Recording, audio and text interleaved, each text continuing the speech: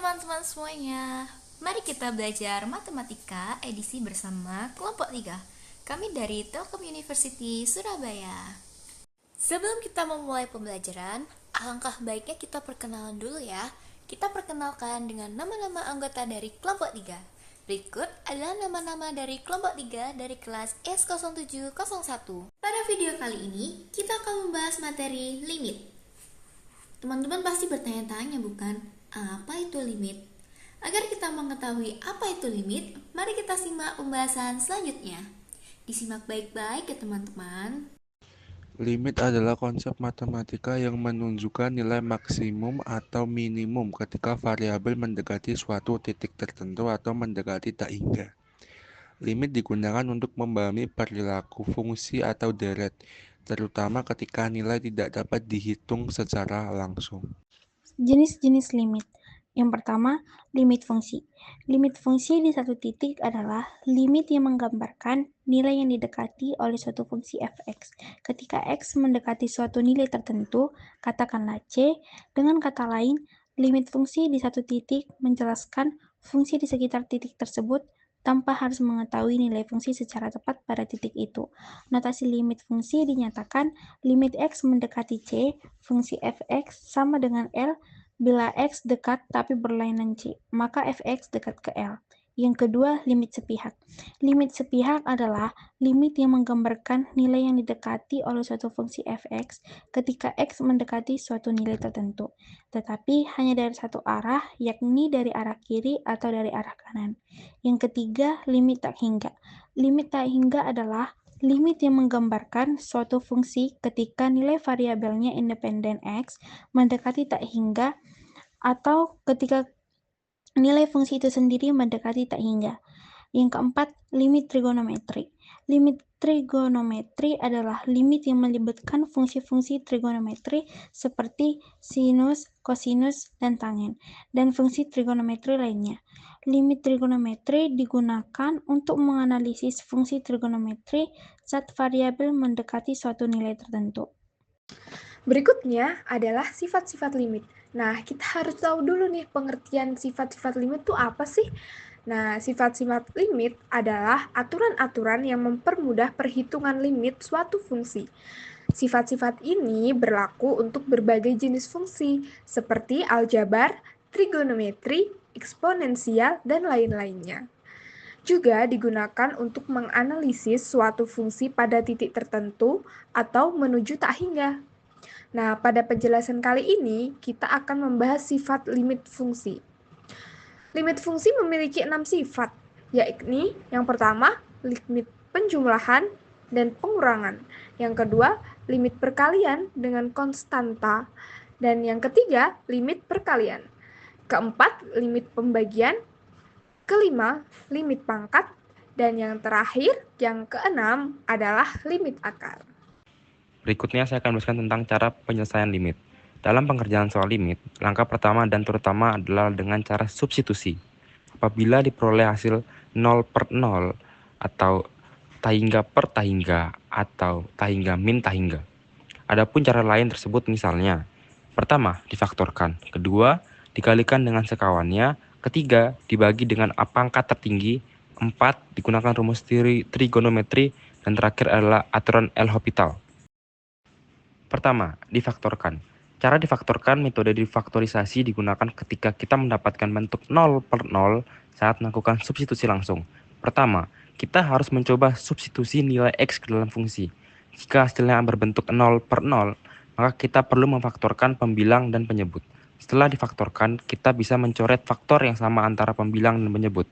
Terakhir, kita substitusikan nilai X ke bentuk yang sudah disederhanakan untuk mendapatkan nilai limitnya. 2. Dikalikan dengan sekawannya.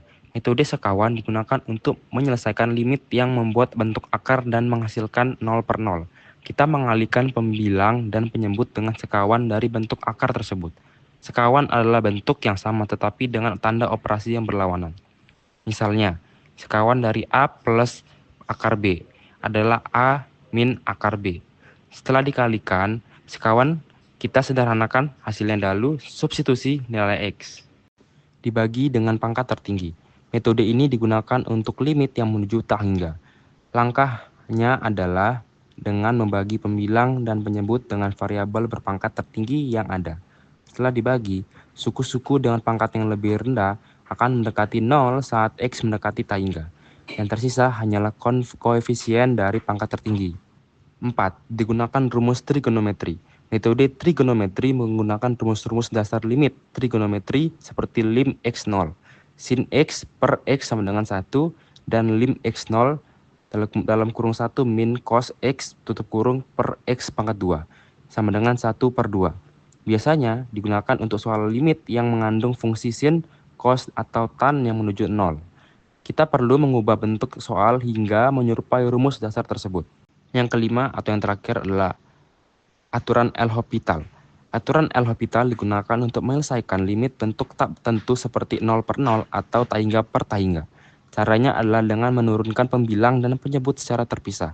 Jika setelah diturunkan masih menghasilkan bentuk yang tak tentu, proses diturunkan diulangi sampai mendapatkan bentuk yang bisa diselesaikan.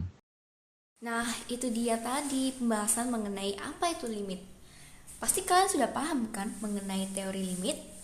Pada sesi kali ini, kita akan memasuki sesi contoh soal agar kalian lebih bisa memahami bagaimana cara menyelesaikan suatu persoalan di limit.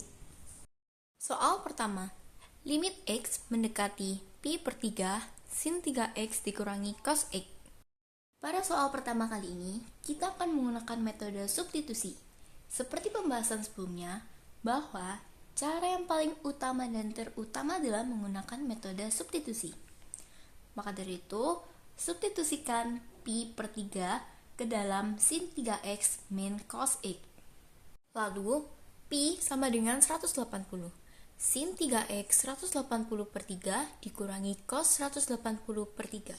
Sama dengan sin 180 dikurangi cos 60. Sama dengan sin 180 adalah 0 dan cos 60 adalah min setengah. Maka dari itu hasilnya adalah min setengah. Soal yang kedua, limit X mendekati 2, X pangkat 3 dikurangi 2X pangkat 2 per X pangkat 2 dikurangi 4.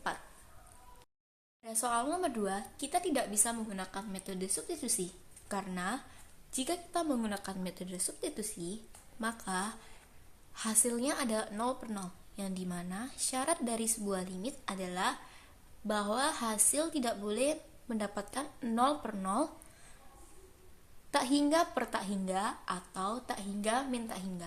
Maka dari itu, kita akan menggunakan metode pemfaktoran. Pada limit X mendekati 2, X pangkat 3 dikurangi 2X pangkat 2 per X pangkat 2 dikurangi 4, akan didapatkan hasil pemfaktoran yakni limit X mendekati 2, X pangkat 2 dalam kurung X dikurang 2 per dalam kurung X dikurang 2 dikali X plus 2. Pada pemfaktoran di atas, kita bisa mencoret X min 2 dengan X min 2 yang di bawah. Lalu kita akan mendapatkan hasil limit X mendekati 2 X kuadrat per X plus 2. Setelah mendapatkan hasil akhir dari pemfaktoran, kita akan mensubstitusikan X mendekati 2 ke dalam X. Yang akan didapatkan 2 pangkat 2 per 2 tambah 2, yang hasilnya 4 per 4 sama dengan 1. Itu tadi adalah pembahasan mengenai teori limit. Gimana nih teman-teman? Kalian pasti sudah paham dong mengenai teori limit? Aku harap kalian semua paham ya mengenai penjelasan yang telah kami jelaskan. Sekian penjelasan dari kami. Mohon maaf jika ada salah kata. Terima kasih.